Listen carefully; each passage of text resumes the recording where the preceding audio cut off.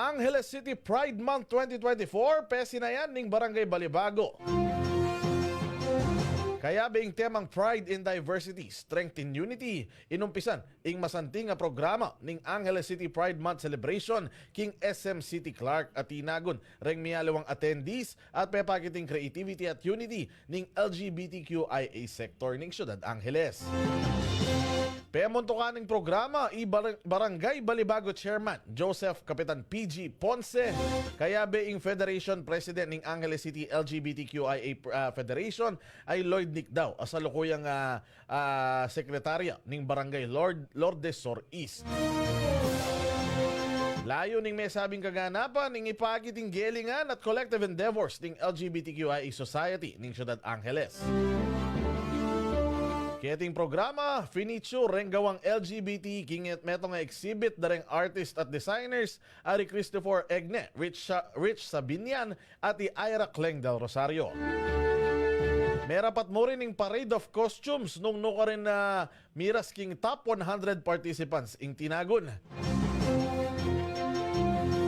Kaya bening programa, ing pamagisan metong dareng balang barangay, kim pamuntok ng Balibago Barangay Captain PG Ponce at dinakaing opening remarks.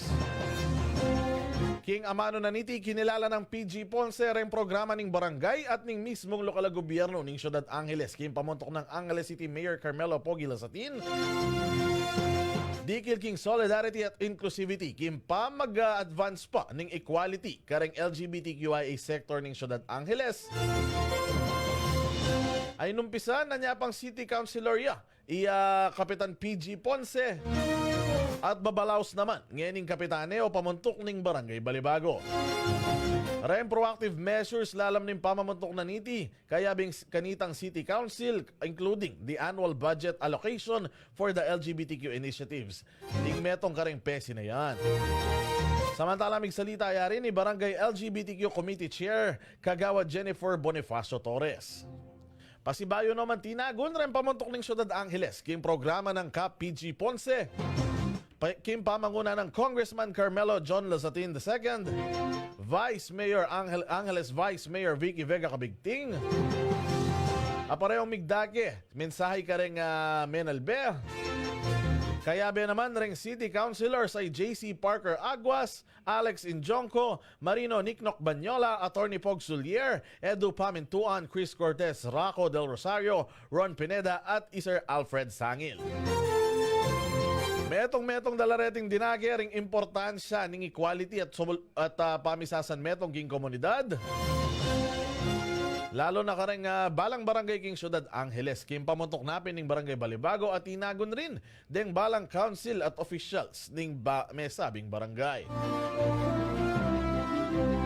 Tinagon din bilang bisita king mesabing programa LGBT Pilipinas National President Dean Ditan. Migdake nemang empowering words, itan at hinailight ing salukuyang laban dareng LGBT para kareng-karelang karapatan keting bansa. Samantala, aside karetang 100 participants na nitang best costume, Mika float parade mo rin nung rin atlo ka rin pitong float ing kinilala at dininang cash prizes sa miras king 105,000 pesos para king float and group categories at 50,000 naman para ka ring individual. Atin mo ring slogan presentation underscored na ning closing remarks ng Nick Daw.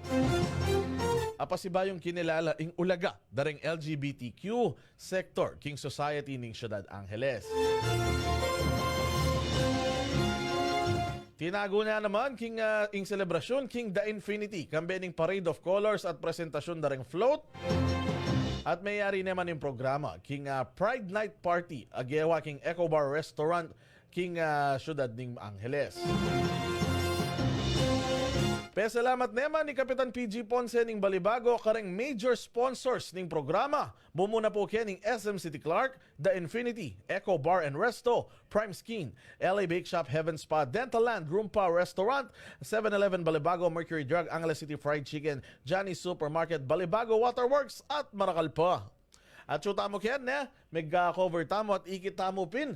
Inga masanting pamisasan metong da reng LGBT sector at ning local government ning Angeles. Kim pamanguna ng Kapitan PG Ponce at ning Barangay Balibago. Very, very happy la. Reng kaya katamong brothers and sisters from the LGBTQ sector, pauli ning pamag-highlight king karelang laban at king karelang gagawan at king karelang talento. Kenny king programa na pemunahan ng Kapitan PG Ponce.